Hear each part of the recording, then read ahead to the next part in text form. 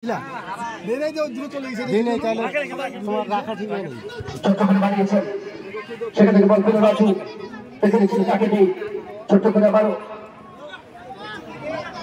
জিনিস লক্ষ্য করা যাচ্ছে, রাজশাহীর এই দলটা হাত ক্যামেরাকে তালে তালে তাল মিলিয়ে খেললো। হাত ক্যামেরা করে কি জানি হইল, হঠাৎ করে তারা কিন্তু মুশড়ে গেল, একেবারে ক্লান্ত পরিশ্রম। তোমাকে জেনেছেন রিপো থেকে লক্ষণ পরিষ্কার অবস্থায়।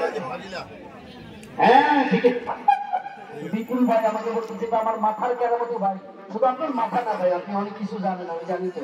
তন্ত্র মন্ত্র যন্ত্র এইগুলো আপনি ব্যবহার করেন, আমি জানি। বিপুল ভাই আমার পাশে বসে খেলা দেখতেছেন, আসলেই তাই। হাত ক্যামেরার পর তখন যদি রাজশাহী দলটা বিশেষ করে রক্ষণ ভাগটা একটু এলোমেলো হয়ে গেল, যাচ্ছে দেখলে হয়তো একটু ক্লান্ত পরিশ্রাম তো কুড়িয়ে উঠবে তারা, কারণ যেহেতু ভাইয়ের দলটা দুর্দান্ত খেলে, যেখানেই খেলতে যায় সেখানেই দর্শকদের তালি পায়, বাহাবা পায়।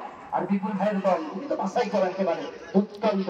বিপুল ভাই যদি ফাইনালে ওঠে দেখবেন আরো কত বড় বড় তারকা দেখাচ্ছে। বল পেয়েছে মাউরি, মাউরি এখনো তার কবজা, মাউরি দ্বিতীয় গোলদাতা মাউরি, দিনাজপুরের ছেলে, দিনাজপুরে বিনোদে তার বাড়ি, দিনাজপুরে জেলা দলের খেলোয়াড়, এসআরএফসি নিয়মিত খেলে। সেখান থেকে প্রদীপ থেকে রিঙ্কু, রিঙ্কু গান কথা জীবন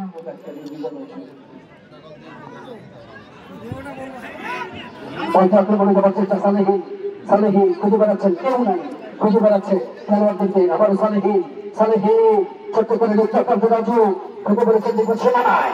রাজু এখনো তার কবজায়, দেখে নিচ্ছে লম্বা ভালো জায়গা ছিল একেবারে ফাঁকায়, দুর্বল ভিড়, আরেকটু জোরে করো তাহলে বাজিমাত হয়ে যেত। আবার বলছিল রানা লম্বা করে শট রাখতে পারেন নাই। যখনই বললাম যে রাজশাহী একটু ক্লান্ত পরিশ্রান্ত, তখনই কিন্তু তারা উজ্জীবিত হয়ে যাচ্ছে।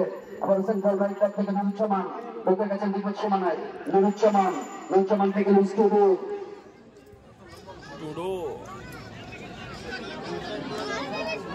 ছোট্ট করে বাড়াবার চেষ্টা নিজেদের সীমানা থেকে। আবারও বিপজ্জনক ভাবে ঢুকে যাচ্ছেন, সেখানে একটা ডিফ্লেকশন বল পেয়ে গেছে প্রথম কলকাতা দুর্গা। যেখানে বলটা গেল তার পিছনে দেখে ছাদের উপরে অনেকগুলো মহিলা খেলা দেখতেছে, ওদের বাড়ি তো এই জন্য ওদের বাড়ির উপরে টিনের ছাদের, না পাকা ছাদের উপরে। যখনই বললাম টিনের ছাদে, মহিলাটা বলছেন টিনে, রবি বলে কি বলতো ছাদ আমার পাকা ছাদ, উনি তো টিনের ছাদ কেন করেছে, উনি দেখেছেন লম্বা টাকা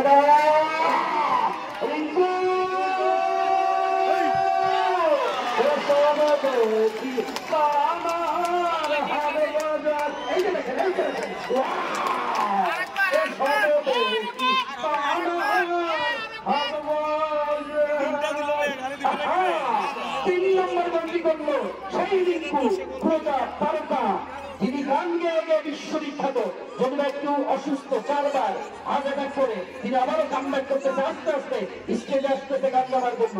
সেই রিঙ্কুর মিতা 3 নম্বর গোলটি আদায় করে নিল। আমি কিন্তু বলেছিলাম যখন ছবি তুলতে যাই যে একটা দিনবাজি মানুষ তো ভাই একটা গোল করলো, আচ্ছা ভাই এই মাত্র গোল দিল, দিনবাজিটা আমারই সামনে দিল। এখানে শরীর ভিডিও সেটা ধারণ করলো, নাজমি শাকির ভিডিও ধারণ করলো, আবার ওখানে ধারবাড়ি নিউজের আমাদের জাকির, তারপরে আবার সবুজ বাগ টিভি চ্যানেল গাজীপুর থেকে এসেছেন, উনিও কিন্তু ধারণ করলো। ওই টাকা দুয়ার খুলে আছে।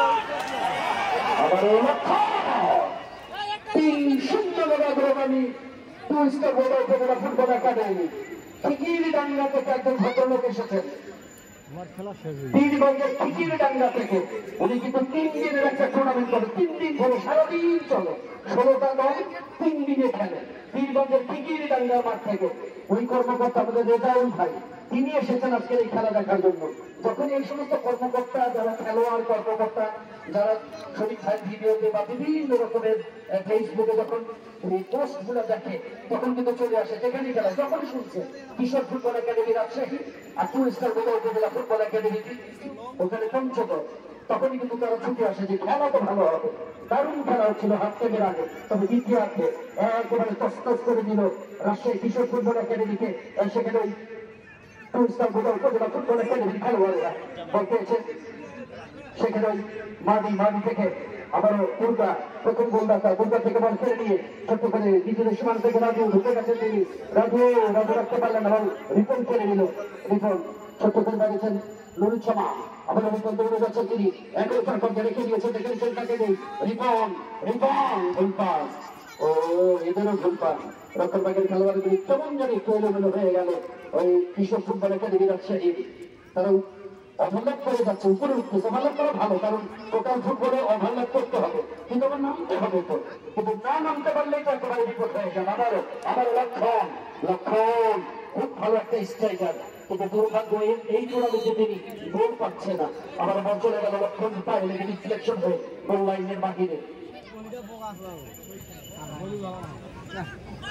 এই লক্ষণে কিন্তু লালমনির হাট শহীদ রাষ্ট্রপতি জিয়াউর রহমান স্মৃতি ফুটবল টুর্নামেন্টে একেবারে স্বাগতিক দলকে তছনছ করে দিয়েছিল লালমনিরহাটকে একাই 4 গোল করেছিলেন এই লক্ষণ লালমনিরহাট 7 জন নাইজেরিয়ান খেলোয়াড় ছিল তারপরেও পারেনি এই দলটার সঙ্গে আবার আক্রমণে যাওয়ার চেষ্টায় অল্পেছে প্রদীপ